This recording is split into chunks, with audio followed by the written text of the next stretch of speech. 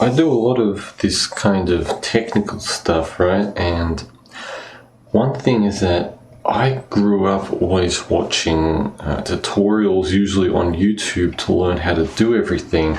And eventually I got to the point where I didn't want to watch like a 20, 30 video series, like 20 videos or 30 videos in a series to learn how to make something or do something. It takes too long. So instead, there's actually something called documentation, essentially the manual for things. And this is for programming languages. It's for microchip, microcontrollers, which are essentially like a way to program electronics. Essentially, you're just modulating voltage at different areas to, control motors and LEDs and, whatever things. And you have a little processor in there to, do this via input, output, and time and all that stuff, right? And of course, if you buy like a tool or something, you're going to get an instruction manual. It's just kind of how this stuff works. Also, for example, electronics. Here, I'll show you. Data sheets is essentially the documentation for electronic components. Here, I'll look up this one. And a varistor, of course, is an electronic component. Usually it's used in order to, so what you do for like an AC circuit, you'll connect, technically there is no positive and negative in an AC because it's always flipping, but technically you can say we connect our AC positive to a fuse, right? And then you connect the fuse and then AC negative to a varistor, and basically what happens is that in parallel, of course, when there's too much voltage going through the circuit from a surge, it will kind of cycle in that first area. It'll go through the varistor because its resistance drops, I think, and then burn out the fuse. So anyway, this is what we call data sheet. And there's lots of different kinds of varistors. You can see this is the part number. Metal oxide varistor 14D180K, and we have all these. These are the 14D series, you'd call them. You can see how they're all 14D. There's different types of series. There's like the 10D or something. I don't know. There's lots of them, right? So you're going to have to look up the data sheets of them. And here, of course, you see the DC, the max continuous voltage. So, for example, this is like the one you'd use, I believe, for for that surge protection thing. It isn't about surge protection, but it's just, to look that up, right? Because if you go over 275 volts, and I know it says DC here, but I'm pretty sure, works for AC as well, then it will essentially start to activate, and a surge would be lots and lots of voltage, I imagine. It's telling you all of the stats. And if we go back here, this is something I've been looking up, which is the ESP32. Here's I believe the Expressive, the people who made this, and it's basically an open source microcontroller, and they have the schematics there, the engineering documents. Again, engineering documents are another form of documentation. Maybe we'll be able to find these actually, and companies use that. They take that and then they manufacture them. So you've got a bunch of like Chinese and I imagine Taiwanese manufacturing companies which are making these things. But anyway, this is again what a documentation would look like. As you can see here, introduction. It talks about the microcontroller, what you need, hardware. These are all the types, right? You can see here is the microcontroller. It's got a micro USB port. It's got some buttons, some LEDs, and of course your major, all these things, CLK, D0, D1, 15, 2, all these things. These are like your connectors, right? And it tells you what each of these are. And again, this is like the fundamentals of understanding these things. Like you can watch a YouTube tutorial, and I think it's good. And a lot of the time, actually, I'm using like an AI tool like Gab AI. I find the Gab AI is a little more simple and a little more easy to understand than, for example, the OpenAI's GPT. Just after that update, I don't know what they did to it, but now it kind of reads like a Wikipedia article where it's a little bit too complicated. Before it was a little more simple, even though before it would like lecture the crap out of you about, oh, well, you know, you just blah, blah, blah, blah, blah. Have like paragraphs of nonsense, but kind of still does. But anyway, we can see here all the connections and more pictures about this. And then finally we go to API reference. Let's go to your networking API. And then we can go, you know, if we want to look at ESP Now. It talks a little more about like these are the what do you call them, the functions, I guess, technically. Here we go, yeah, functions. This is how you program it, and you know, this is where like this is like the book. This is the book of where all this stuff is. We go Wi-Fi, again, Wi-Fi functions. And if you know how to read a C function, here we go, const Wi-Fi int config t, and then a you know, pointer config. But anyway, you tell this is a function, and this is the argument that it takes. So it explains all of these, obviously, as you would expect. Here is the C language documentation. As we can see, we can scroll through here. It's got all these basic things, like basic concepts. Go to, there's actually a basic concept area. Words, here the keywords are like else, enum, we can go to enum, how to, you know, this is like telling you how to use enums essentially.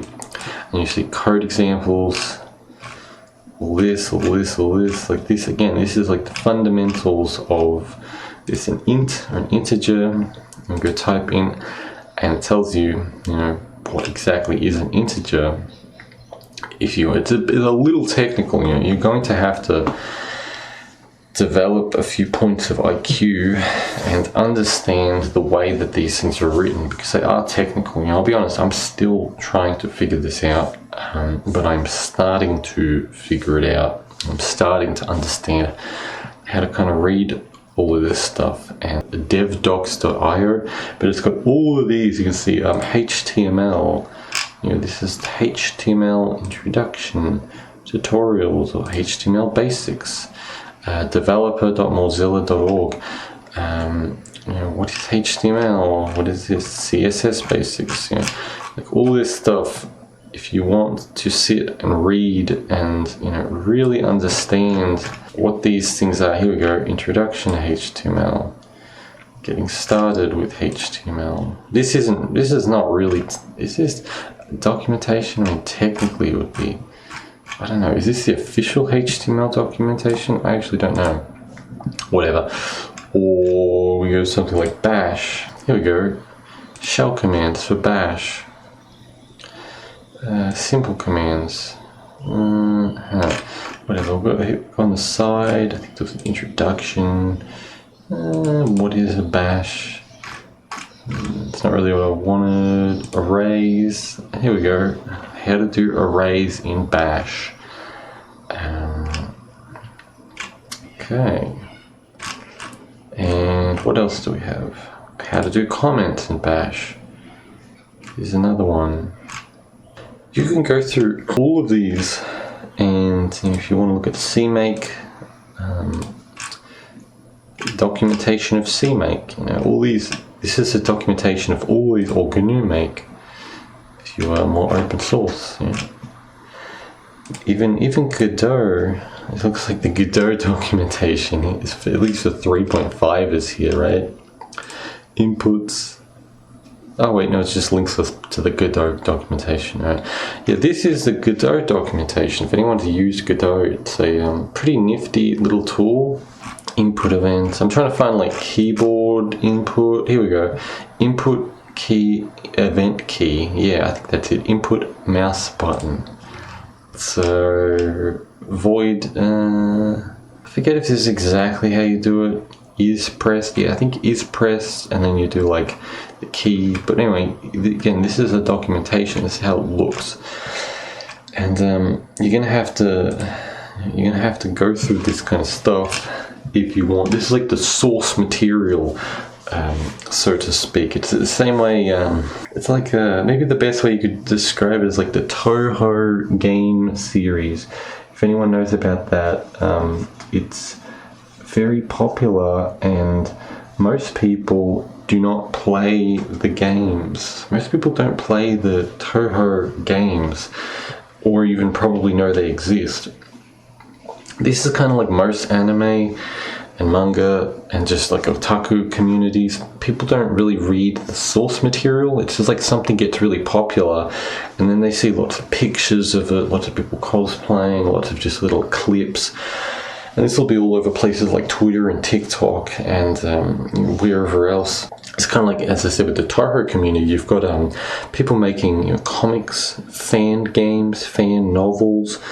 There's all kinds of crazy. There's like terminal games, like a terminal editor, like text editor games. There's so many images. People doing like the music for it, right? And they forget that the original Touhou games are these like little spaceship shooter games, right? They're pretty decent. The music's very good. That is the source material. I think we neglect documentation, and we have to get back to it, because it is the way to basically see like this is all of the stuff. And then finally, of course, if we talk about programming, you can look into the files themselves. It's a bit like if you look at the Raylib files, you'll get all of the functions and all of the arguments they take. And that's like a good way to be like, okay, I want to draw a cube. It takes the arguments X, Y, and a color and a size and all these things, right? Or like a thickness or whatever, depending on what it is. And you can look in the actual programming and you can see that. It's a bit like if you looked at how the C programming language works, it's like, how did it go from assembly to building up to C using operating specific library? Like if you want to display a window or do input-output of your keyboard, if Godot used system or operating system specific libraries, processes, like syscalls and all that kind of stuff. If you look up a syscall list or system call list, you'll see stuff like that's how time on a computer works. That's how a text is displayed. That's how I think like interrupts are done, and that's how you get closer to the shell. You get into the shell and you get closer to the kernel of the actual computer. So maybe we'll talk about this some other time, but anyway, that's about enough for this one. I hope you enjoyed, and of course check the links in the description for social commercial stuff, and have a good day. Just as an end note, by the way, usually when I'm writing a C program, I'll have the library-specific documentation up. So, if I'm using Raylib for graphics or input-output or audio or whatever, I'll have that up. I'll have the C documentation, but this is pretty good. This w3schools.com/C. It's got if you want to look up variables, for example, we can go through here. You want to look up arrays. It's got a section there, strings, how to manipulate strings, how to get user input, what functions, IO or file-based stuff, and then even like memory management. And I swear that one of these has a section on all of the C-specific libraries. Maybe it's not W3 Schools, but another one. But there's like websites which have really simple, tutorials like this.